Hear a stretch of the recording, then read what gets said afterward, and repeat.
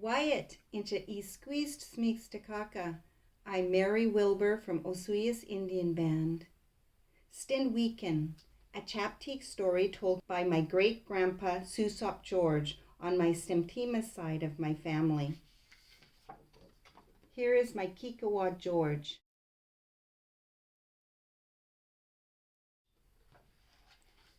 Susop is my mother Lillian Louis George Allen's Kikawa grandfather.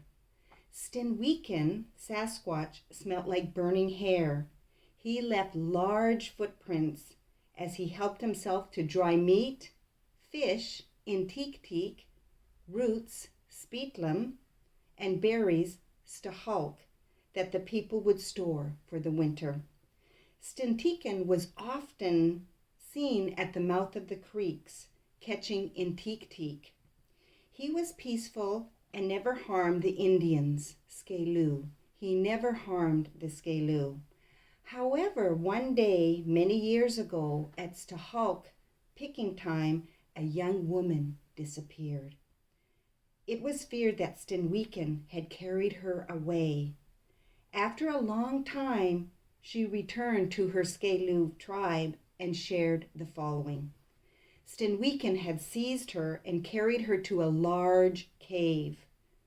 The floor of the cave was covered with skins of the bear, Skimheast, skins of the deer, Powalakin, and skins of the mountain sheep, Eliquilkin.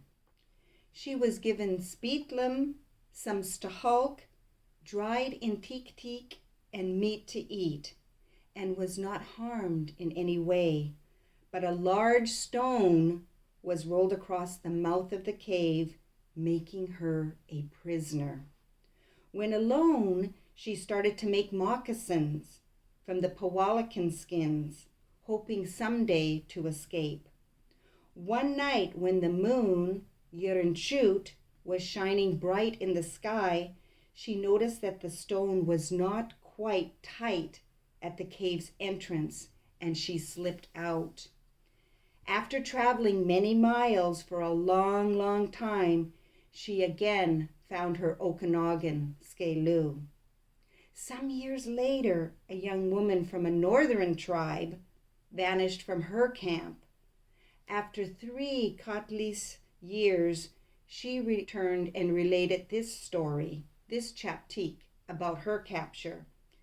Stenwyken had seized her and put pitch on her eyelids and carried her to a large cave. After Katlis years, Stenwyken put pitch again onto her eyelids and carried the young woman back to a spot near her Okanagan Skelu camp. There the pitch was removed and she was released. Stenwyken remained hidden and watched her until she returned safely to her village.